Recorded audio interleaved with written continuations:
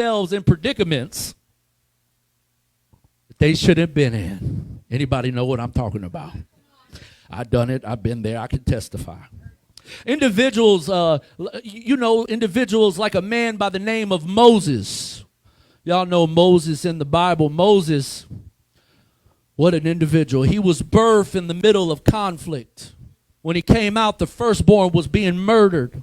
And as a secondary consequence of his birth, his mother decided to hide him and put him in a basket and push him down the Nile River. And it's interesting because while he was floating around the Nile River, he was intercepted. Oh, my God, he was intercepted.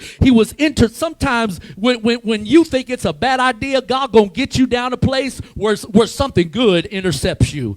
But anyway, so Moses was intercepted by what seemed to be the enemy at that time, but was really gonna be responsible for cultivating the leader that was on the inside of Moses.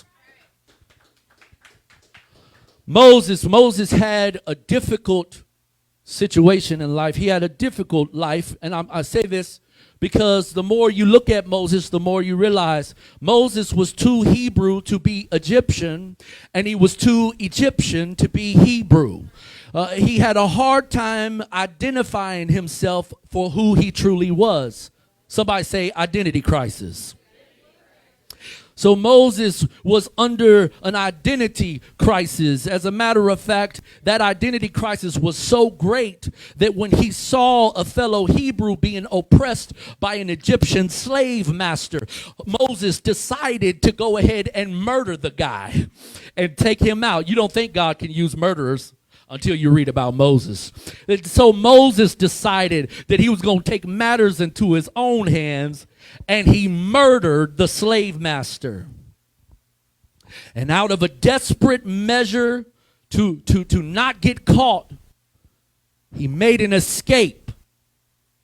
On his way of escape, he ran to a wilderness, still confused about his identity, still lost in his identity crisis, but he knew he had to get away because he did not want to get thrown in prison.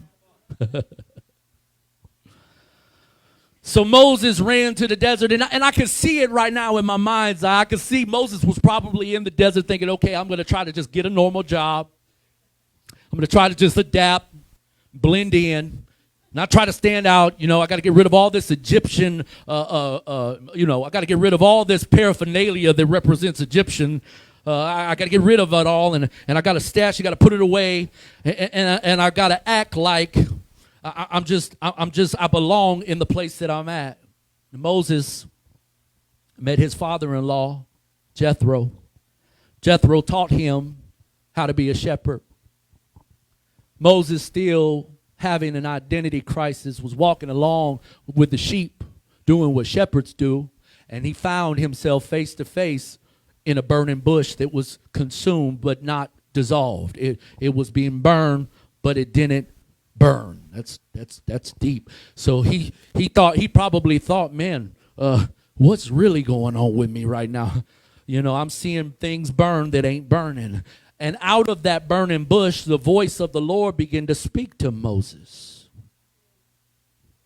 Isn't it interesting that sometimes God has to disconnect you from everything that has attached itself to you, so he can get you to a place where he can speak his identity inside of you.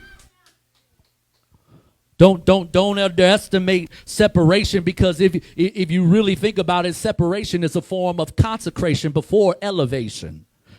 And some of us gotta be consecrated before we're elevated. We gotta have an appointment with the bush.